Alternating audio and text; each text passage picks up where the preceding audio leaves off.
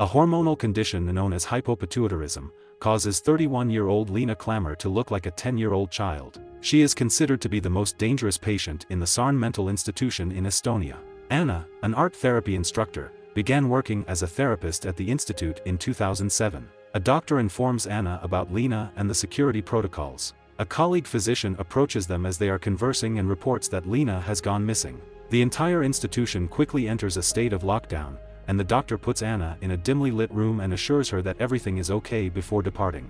However, Anna is shocked to discover Lena seated behind her. Lena is sketching a portrait of her. When Anna asks her name, she reveals that it is Lena, the psychopath. With a sharp pencil in her fingers, Lena is prepared to murder Anna. Fortunately, the doctor and the guards enters and whisk her away before she can do so.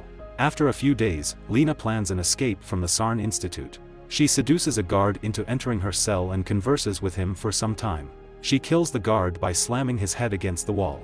Then, with the assistance of her insane companion Iditi, she slips out of the facility. In return for a piece of candy, Iditi defeats one of the guards stationed close to the front gate. Lena is not only deadly but also brilliant, as it turns out that she has previously planned everything. She is aware of Anna's precise departure time since she has monitored her activities within the institution. She shows up in front of Anna in order to get Anna to leave her car alone and rush into the facility to tell the physicians. The scheme succeeds, and Lena hides in Anna's car's trunk while no one else is present. When Anna tells the doctor what she just seen inside the institution, the doctor promises her that the cops will take care of the matter. After that, Anna goes home without seeing that Lena is concealed in the trunk of her vehicle. The tiny psychopath also follows her into her house. Inside, Lena greets her with a crowbar to the head, knocking her unconscious. Lena then approaches Anna's study and makes use of her computer.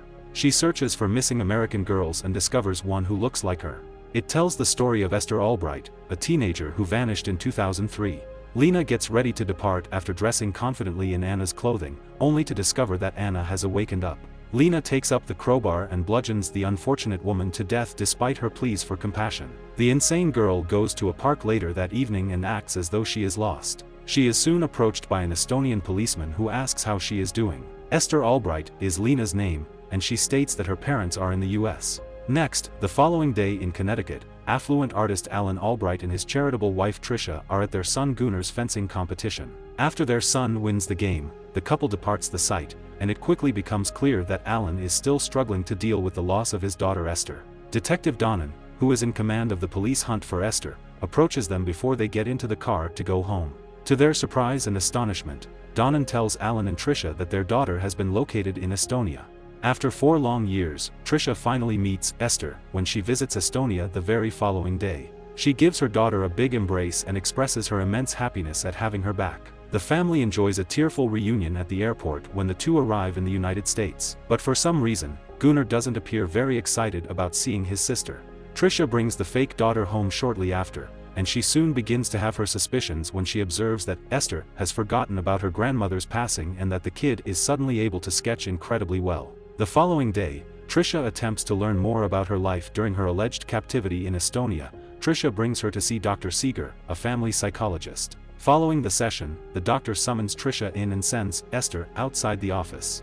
Dr. Seeger claims that all of Esther's responses were incorrect while the little psychopath listens in on their chat. For instance, even though Esther had previously learned the correct name for Dr. Seeger's parrot, she miscalled it. Esther interrupts their conversation by pretending to collapse after hearing this. She also acts like she is hurt, which makes Tricia leave with her right away. Esther sees a man taking photographs of her on their way home, and it turns out that he is investigator Donnan. Esther becomes concerned about this and begins to worry that the investigator would soon learn the truth. When they eventually arrive at their house, Alan and Esther start to get along because they both like painting, something that the real Esther had never been interested in. Tricia, meantime, notes that her husband has improved after Esther's apparent return, becoming more kind toward his family and more inspired by his artwork. Detective Donnan interrupts the family over supper that same evening. Although he is wary of her, he welcomes Esther back. When Esther notices this, she gets up from the dinner table and listens in on the family's discussion with the investigator. In order to better comprehend their daughter's absence, Donnan recommends that the family meet with Dr. Seeger for counseling. After listening to all of this, Esther becomes concerned that she could be discovered and immediately returns to the dinner table to shift the subject. Thinking Donnan is on her, she plans to flee later that night, but she changes her mind when she realizes she can woo Alan into a love relationship. Next, Trisha and Alan are preparing to go to a party. Out of jealousy, Esther tears Trisha's dress and spies on them while they get passionate in their room. The pair then departs, leaving Esther and her brother Gunnar alone at home. However, Gunnar throws a party in his garden and invites a number of pals rather than hanging out with his younger sister.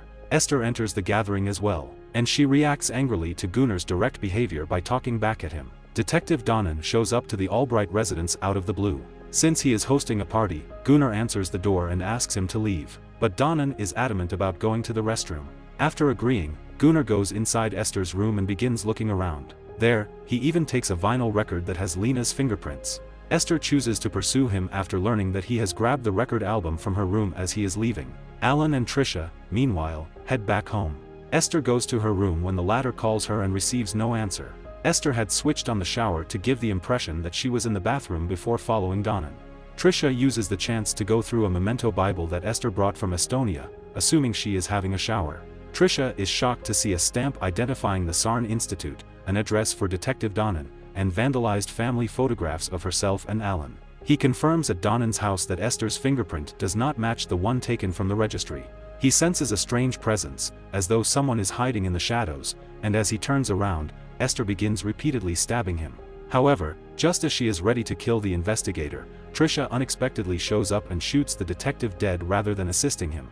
In this case, it becomes clear that Trisha was aware that Lena wasn't her daughter from the beginning. She then admits that 4 years ago, during an altercation, Gunnar had unintentionally murdered the actual Esther. She concealed this from Alan as she knew it would have the greatest impact on him. After questioning Esther, she discovers that she is a deadly psychopath who broke out of a mental hospital. Trisha believes that Lena has a bigger plan in mind, one that may include murdering her entire family, because she might have robbed them and vanished. But Trisha wants to continue since Esther's homecoming has sparked a passion in her husband. Trisha therefore forces Lena to maintain her deception and remain silent by means of a win-win situation in which they both stand to lose. Then, 4 years after Trisha disposed of the actual Esther, the two dispose of Donnan's body in the same well. When Trisha gets home, she confides in Gunnar about the true situation, and he also consents to the plan. Lena receives coaching from Trisha over the following 2 weeks on how to deceive Dr. Seeger and family friends into believing she is the genuine Esther. But the young brat doesn't give a shit and won't be subjugated. Trisha eventually resolves to kill Lena by giving her a poisoned spaghetti after growing tired of her shenanigans. However, the plan is derailed when Lena has a tantrum and leaves the dinner table without eating after finding out that Alan is leaving on a business trip without her. Moments after giving the food to the rat that stays in her chamber, Lena discovers that the rodent has passed away. She swiftly concludes that Trisha is responsible for this and resolves to exact retribution. Lena takes revenge the next day by deceiving Trisha into drinking a smoothie that contains the dead rat. Lena's obsession with Alan intensifies as the days go by since she and Alan spend more time together. To bid Alan farewell on his work trip, Trisha, Gunnar, and Lena visit a train station one day. There, Lena attempts to push Trisha and her kid in front of a moving train in an effort to murder them. Fortunately, though, a passing commuter interrupts her, thwarting her purpose. They depart the station with the intention of murdering Lena permanently. But Lena pepper sprays Gunnar, takes Trisha's car, and runs away. Then, while in the car, she smokes a cigarette and plays a music. She had no idea that Trisha had phoned the police and that they were already pursuing her. She is quickly stopped by a police officer, who makes her go back to her house. Lena has now grown to be too much of a bother to be around, so Trisha and Gunnar are determined to murder her. Because of the trauma Lena endured during the years she was absent, Trisha intends to cut her wrists and make her death appear to be self-destruction. She believes that Gunnar can manage Lena, so she leaves him. Everything doesn't exactly go as planned. However, the insane girl escapes from Gunnar and kills him with his own fencing blade. Alan distracts Trisha in the interim by calling her to let her know that he is going home since he also received a call from the police regarding Esther's attempted escape. When she goes back to see how Gunnar is doing, she discovers that Lena is stabbing him repeatedly. Trisha is devastated by the incident and fights viciously with Lena in a fit of wrath. She even manages to slit the child many times with a knife after slamming her across the kitchen. But the two unintentionally start a fire in the gas burner during the altercation. The battle moves out of the kitchen, but the fire is not extinguished, and soon the house is on fire. The two are determined to murder each other when they reach the rooftop, thus this is still insufficient to break up the battle. Meanwhile, a furious altercation breaks out between the two ladies on the roof of the mansion, and Alan goes home to the horrifying sight of his house on fire. Lena and Trisha both lose their footing during their altercation and wind up clinging to the house's edge. Alan runs up to assist his wife and his alleged daughter. to rescue themselves first, though, they both begin screaming at him. However, Trisha loses her hold and falls to her death before Alan can comprehend what is happening. Alan lifts Lena up and gives her a hug. However, he ultimately recognizes the girl as a fraud when he spots her false teeth. When he labels her a monster, Lena becomes enraged and pushes him over the roof. Unfortunately, Alan suffers the same fate as his spouse. Lena enters the blazing home just after the fire engines arrive and, in order to allay any suspicions about her, she takes off her bloody ribbons and puts on new ones. She then exits the house in front of the firefighters. The following day, Dr. Seeger visits Lena and offers her for adoption. The crazy girl smiles menacingly, suggesting that she will soon begin her reign of terror with a new family. If you enjoyed this video, please hit the like button and turn on notifications so you don't miss more videos like this. Thanks for watching.